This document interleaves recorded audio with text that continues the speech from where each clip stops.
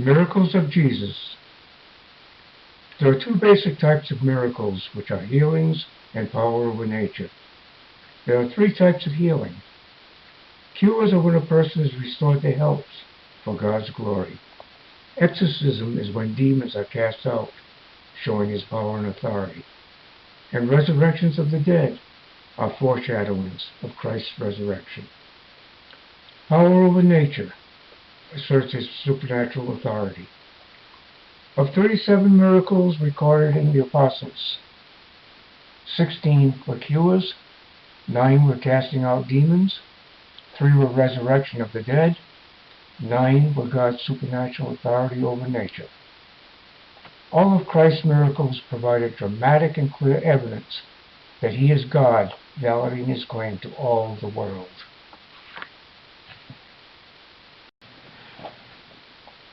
Jesus changes water into wine. John 2, 1 through 12. There was a marriage feast in Cana, and Jesus, along with his disciples and mother, were invited. The wine was running out when Jesus' mother asked him to provide more. Jesus was upset because, as he said, "My hour is not yet come." The mother of Jesus told the servants to do whatever Jesus told them to do. The servants did as Jesus said and filled the pots with water, and they drew new wine out of them and served it to the guests. The guests were convinced that the host had held back the best wine until last. This is the first miracle of Jesus, and it manifested his glory, and his apostles believed in him.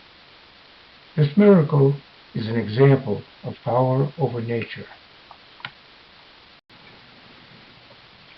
Jesus cures a nobleman's son, John 4, 46 to 54. Jesus and the apostles went again from Galilee to Cana. A nobleman with a very sick son heard Jesus was there and went to him, pleading for him to come and heal his son, because he was at the point of death. Jesus said, "Unless you see signs and wonders, you will not believe." As the nobleman continued to plead with them, and Jesus told him to go home, "Your son is alive." The nobleman believed and went on his way.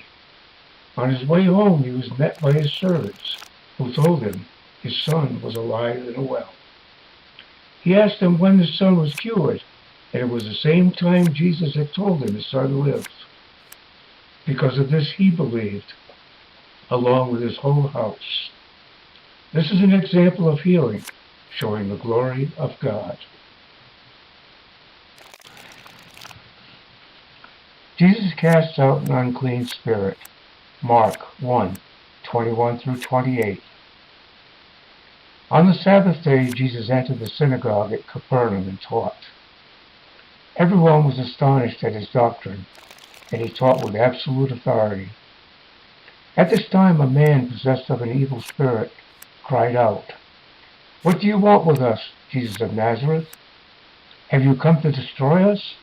I know who you are, the Holy One of God." "Be quiet," Jesus said sternly. "Come out of him." The impure spirit shook the man violently and came out of him with a shriek. The crowd was amazed and said, "This man teaches with authority, and even the demons obey him." News about him spread quickly over the whole region of Galilee.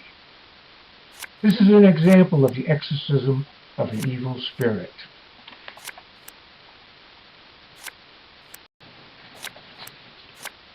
Jesus cures Peter's mother-in-law of a fever.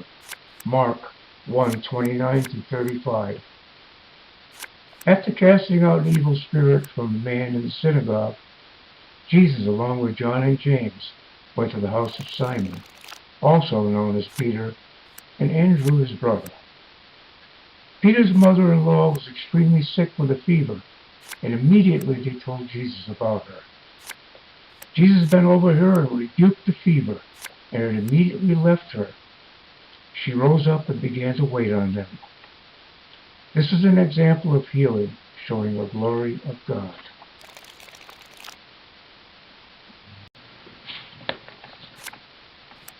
Jesus heals many sick and oppressed during the evening. Mark 1, 32 to 34. After healing Peter's mother-in-law, word spread that he was there, and everyone from the city gathered at the doorway as the sun was setting. They brought with them all who were sick or possessed of devils for Jesus to heal. Jesus healed many who were sick of various diseases by laying on his hands, one by one, until all were healed. He also cast out many evil spirits who came out shouting, "You are the Son of God." But Jesus ordered the demons not to speak because they knew he was the Messiah. In this miracle, Jesus heals people and casts out demons.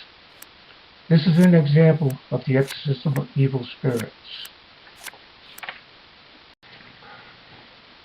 The first miraculous catch of fish, Luke 5, 1 through 11.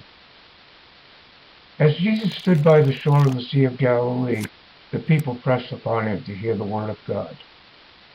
He saw two boats standing by the lake, but the fishermen were gone out of them and were washing their nets. He entered into one of the boats, which was Simon's, and asked him to put out from the shore a little bit. They sat down and taught the people from the boat. When he finished teaching, he said to Peter, "Put out into deep water and let down the nets for a catch." Peter said, "We worked all night and caught nothing, but because you asked, we will let down the nets." They caught so many fish that they needed help from another boat to haul them to shore. Peter was afraid, but Jesus said, "Don't be afraid. From now on, you will fish for people." And when they had brought their boats to land, they forsook all and followed him. This is another example of power over nature. Jesus heals a leper. Mark 1, 39 to 45. Jesus preached in all the synagogues of Galilee, healing many and casting out demons. While walking along, a leper approached him, pleading to be made clean. Jesus was moved with compassion, and he placed his hand on the man and said, "Be thou clean." Immediately the leprosy was gone, and he was cleaned. Jesus sent him away, telling him to say nothing to the man as to what had happened. But he went out and began to proclaim the healing, so Jesus could not safely enter the city anymore. The news about him spread all the more, so that crowds of people came to hear him and to be healed of their sicknesses. This is another example of healing, showing the glory of God. Jesus heals the centurion's servant. Matthew 8, 5 to 13. During one of Jesus' visits to the town of Capernaum, he was met by some prominent Jewish elders who pled with him on behalf of a centurion to heal his servant who was ill and near death. Jesus agreed to go to the centurion's house and heal the servant. But the centurion, through his friends, told Jesus that he felt unworthy to have Jesus come into his home. "That is why I did not even consider myself worthy to come to you.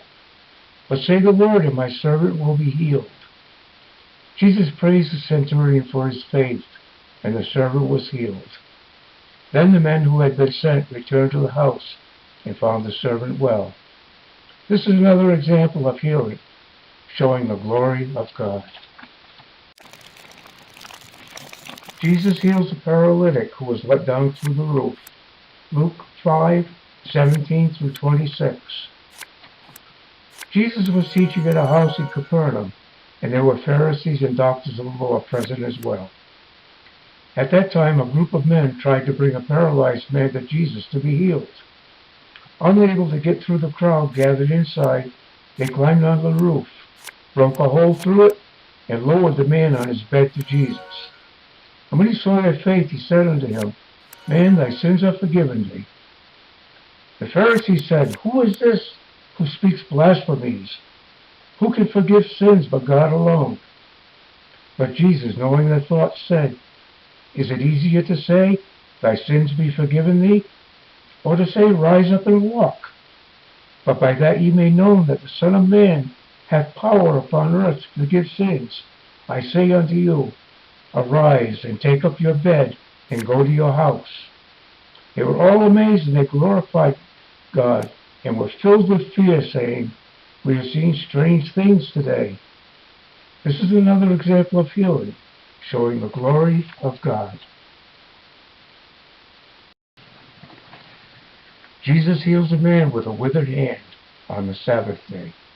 Matthew 12:10-13. Jesus went into a synagogue on the Sabbath day and encountered a man with a withered hand. The officials of the synagogue, wanting to accuse him of blasphemy, asked Jesus if it was legal to heal someone on the Sabbath. Jesus used an example of a person with one sheep and proposed that the sheep falls into a pit on the Sabbath, saying, who would not rescue that sheep? He continued by saying, is not a man much better than a sheep? He then healed the man with the withered hand, and immediately the Pharisees plotted to destroy him. Jesus knew of their scheming and left, but multitudes followed him, and many were healed. This is another example of a healing, showing the glory of God. Jesus raises a widow's son from the dead. Luke 7:11-18. The day after Jesus had healed the Centurion's servant, he and his disciples, along with others, traveled to Nain. As they came near to the town gate, a dead person was being carried out who was the only son of his mother, and she was a widow. Many from the town were in the procession, and Jesus had compassion on the widow and comforted her, saying, do not cry. And then stopped the funeral procession and told the dead youth to get up. The dead youth sat up and spoke, and Jesus gave him back to his mother. All the people were amazed, and news of the event spread through all Judea. The resurrection of the dead shows the absolute power and authority of Jesus and points to the resurrection of Christ. Jesus calms a storm on the Sea of Galilee. Matthew 8:23-27. Jesus and his disciples entered into a boat at Capernaum, planning to cross the other side of the Sea of Galilee. Jesus went to sleep, and soon a fierce storm arose and terrified the disciples so much that they awakened him and cried out, Lord, save us, we are going to drown. Jesus replied, O ye of little faith, why are you so afraid? He then rebuked the storm, and it was perfectly calm. In amazement, the disciples said, what kind of man is this? Even the winds and the waves obey him. This is another example of the power of Jesus over nature.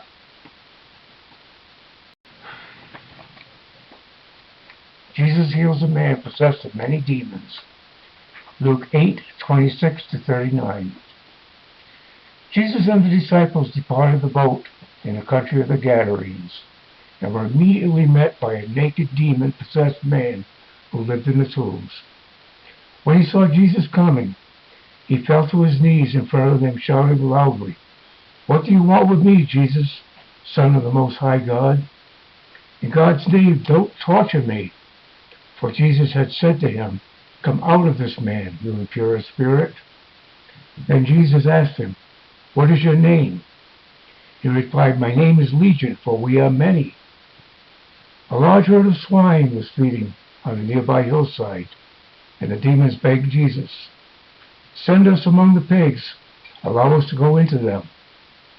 Then the devils came out of the man and entered into the swine, and the herd ran violently into the lake and was drowned. Jesus told the man to return to his own house and show what God had done for him. This type of miracle demons are cast out, showing the power and authority of God.